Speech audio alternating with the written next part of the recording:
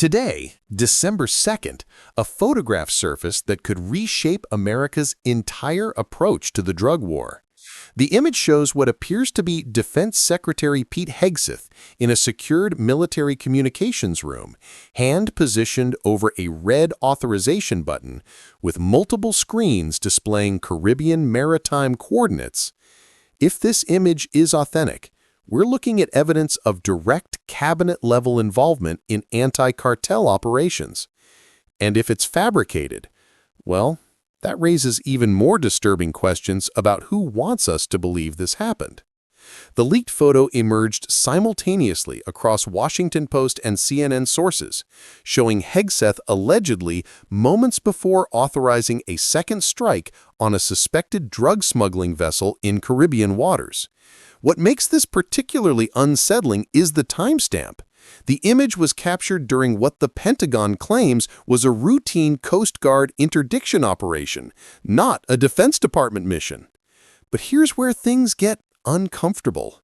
The White House immediately distanced itself, claiming any secondary strike authorization came from local military commanders, not cabinet-level officials.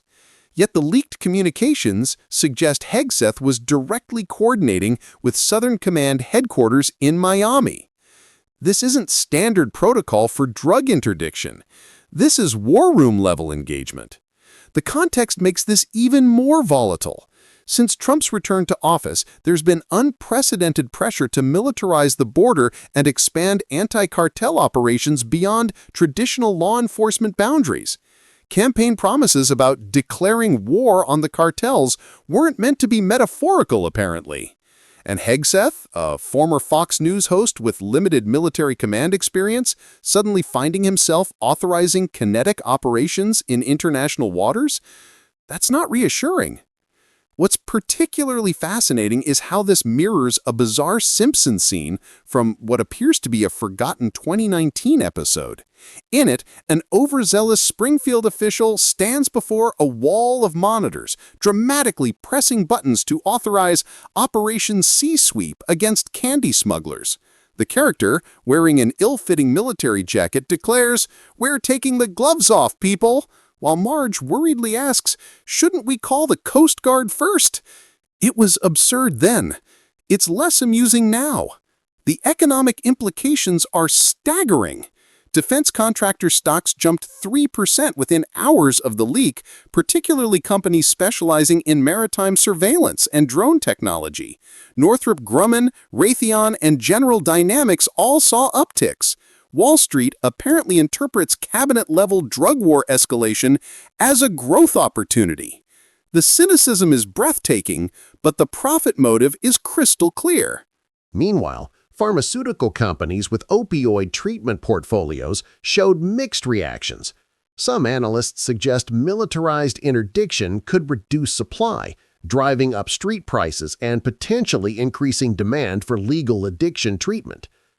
Others worry that aggressive military action could destabilize established smuggling routes, leading to more unpredictable and dangerous synthetic alternatives flooding American markets. Caribbean tourism boards are privately panicking. Jamaica, Bahamas, and Dominican Republic officials have quietly reached out to State Department contacts, expressing concerns about American military operations in their territorial waters. Nobody wants to be the next Panama or Grenada, especially over what traditionally has been handled through international law enforcement cooperation. And this is where things start to get uncomfortable. Hegseth's background raises serious questions about his qualifications for authorizing military operations of any kind. He's a television personality who served in the National Guard, not a career military strategist. His expertise is media, not maritime interdiction operations. Yet here he is allegedly making split-second decisions about engaging civilian vessels in international waters. The technological angle is equally troubling. The monitors visible in the leaked photo show what appears to be real-time drone surveillance feeds, satellite tracking data, and encrypted communications channels with multiple military installations. This suggests a level of coordination and surveillance capability that goes far beyond traditional Coast Guard operations. We're talking about full-spectrum military intelligence assets being deployed for drug interdiction. If this is accurate, it represents a fundamental shift in how America approaches the drug war. We're not talking about Coast Guard cutters intercepting smugglers anymore. We're talking about Pentagon-level military operations treating drug cartels as foreign military threats, requiring Defense Secretary authorization to engage. The implications for Latin American relations alone should terrify anyone paying attention. But here's the part nobody is talking about. The timing of this leak is incredibly suspicious. Congressional hearings on Hegseth's confirmation are scheduled for next week.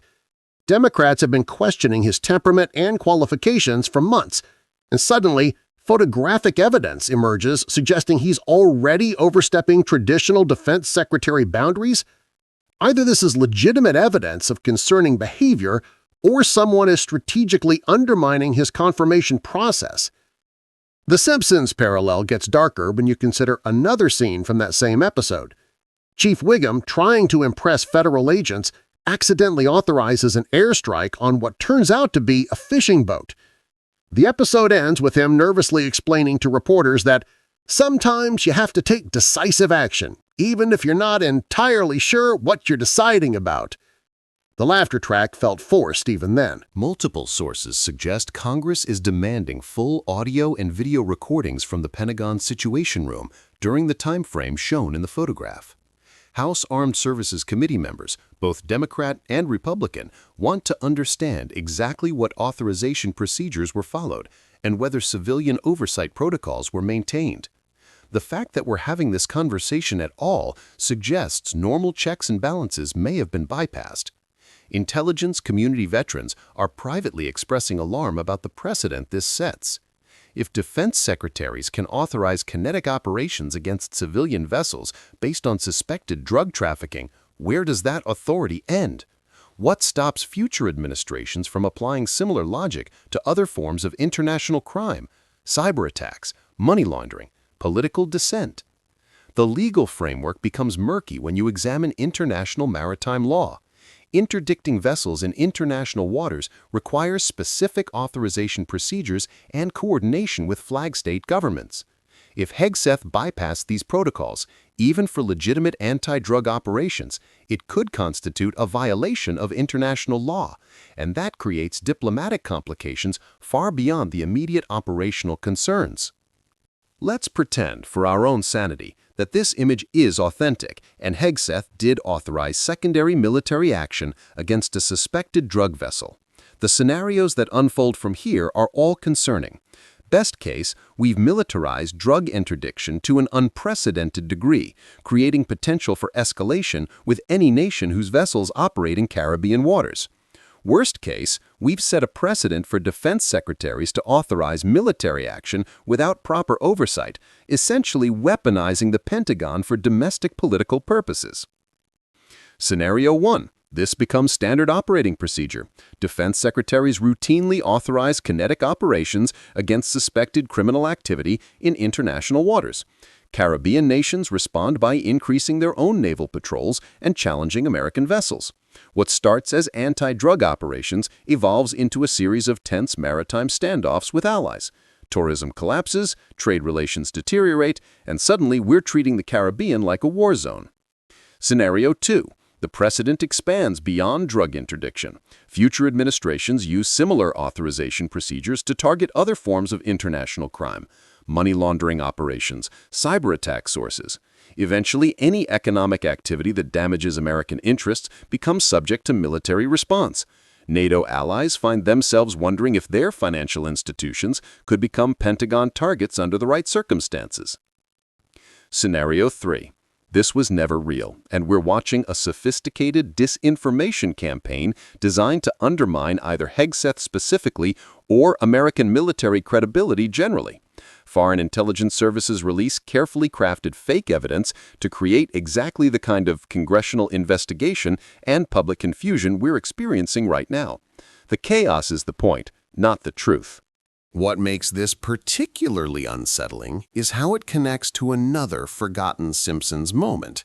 In what appears to be a 2020 episode, Springfield's mayor authorizes a preemptive strike against a neighboring town's ice cream truck because it was clearly operating outside normal business parameters. The episode was supposedly cut from syndication because it was too dark for family viewing. The parallels to authorizing military action against civilian vessels based on suspected criminal activity are uncomfortably precise. From a purely analytical perspective, this incident reveals how unprepared our political system is for hybrid military law enforcement operations. Traditional boundaries between Defense Department and law enforcement agencies exist for good reasons.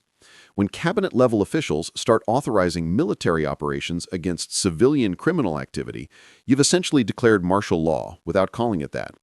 The financial markets seem to understand this better than Congress does. Defense contractors are pricing in a future where the Pentagon has expanded authority for domestic-adjacent operations. Private military companies are quietly positioning themselves for maritime interdiction contracts. And pharmaceutical companies are hedging their bets on whether militarized drug war escalation increases or decreases long-term addiction treatment demand. I wish I was making this up, but the technological capabilities displayed in that leaked photo suggest this wasn't a hastily improvised operation. Real-time satellite feeds, encrypted military communications, and coordination with multiple command centers require planning and resources that go far beyond emergency response. Someone invested significant time and money into creating the infrastructure for cabinet-level drug war authorization. This wasn't spontaneous. This was systematic. Congressional Republicans find themselves in an impossible position. They want to support Trump administration officials, but they also can't endorse bypassing traditional oversight procedures. Democrats want to use this as evidence of Trump administration recklessness, but they risk appearing soft on drug cartels if they criticize aggressive anti-trafficking operations. Meanwhile, the actual authorization procedures remain classified, so nobody can have an informed public debate about what actually happened. And here's where I think this gets really dangerous. If Hegseth authorized military action outside normal procedures and faces no consequences, it normalizes cabinet-level military decision-making without proper oversight. If he didn't authorize anything, and this is a disinformation campaign, it normalizes fake evidence being used to undermine American officials during confirmation processes. Either way, we're normalizing something that should terrify anyone who values institutional stability. The Caribbean governments are watching this unfold with understandable alarm. They've spent decades building cooperative relationships with American law enforcement agencies for drug interdiction. Joint task forces, intelligence sharing, coordinated operations. Now they're wondering if all that cooperation gets bypassed whenever a defense secretary decides unilateral military action is more efficient than international coordination. Let's talk about what happens next. Congress will demand classified briefings, Pentagon officials will provide carefully worded non-answers, and Hegseth's confirmation will become a proxy fight about presidential authority to militarize law enforcement. The actual question, whether this specific incident happened and whether proper procedures were followed, will get lost in partisan positioning and classified information restrictions. And here's where I think this gets really dangerous. The technology displayed in that leaked photo exists and is operational right now. Whether Hegseth used it or not, whether this specific incident happened or not, the capability for cabinet-level officials to authorize military action against civilian vessels in real time is clearly available. That infrastructure doesn't disappear based on confirmation hearing outcomes.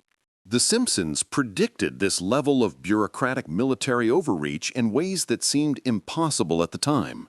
A bumbling official with media experience suddenly authorized to use military assets for law enforcement purposes? Characters treating international law as optional when it conflicts with domestic political goals. Television personalities making split-second military decisions based on incomplete intelligence. The parallels are so precise they're either prophetic or someone's been using old Simpsons episodes as policy blueprints. Financial analysts are quietly modeling scenarios where traditional drug interdiction becomes fully militarized under Defense Department authority. The profit implications are enormous for companies providing surveillance technology, maritime patrol assets, and private military services. But the geopolitical implications are potentially catastrophic for relationships with Latin American allies who thought they had cooperative partners, not military occupiers. So here's my question for anyone still paying attention. Do you believe this photo shows legitimate Defense Secretary authority being exercised appropriately or unauthorized military action that circumvents proper oversight procedures? Are you more concerned about drug cartels operating in Caribbean waters or American military officials operating without congressional authorization? And what do you think happens to Caribbean tourism if every suspicious vessel becomes subject to potential military engagement? If this is real, we're watching the militarization of American drug policy in ways that make the war on drugs look restrained. If this is fake, we're watching foreign intelligence services successfully manipulate American confirmation processes using fabricated evidence. Neither scenario is particularly comforting. But here's what really bothers me about this whole situation. That red authorization button visible in the leaked photo, according to multiple sources familiar with Pentagon communications equipment, that's not standard issue for drug interdiction operations. That's typically reserved for kinetic operations against foreign military targets. So either our anti-drug operations have been upgraded to military engagement protocols, or someone wanted us to think they had. Which brings us to the final twist that nobody wants to acknowledge. Late yesterday, a second image surfaced showing what appears to be the same situation room, same monitors, same officials, but with completely different timestamp data. Either there were multiple authorization sessions for Caribbean operations, or someone is very carefully constructing a narrative using multiple fabricated images. And just this morning, a previously unknown Simpsons scene emerged online showing Springfield officials repeatedly pressing red buttons while saying, "This time we'll get it right." The episode number doesn't match any known broadcast records. The animation quality suggests recent production. Someone is either discovering very prescient old content or creating new content designed to look prophetically old. If that's not a coincidence, it's a very loud one.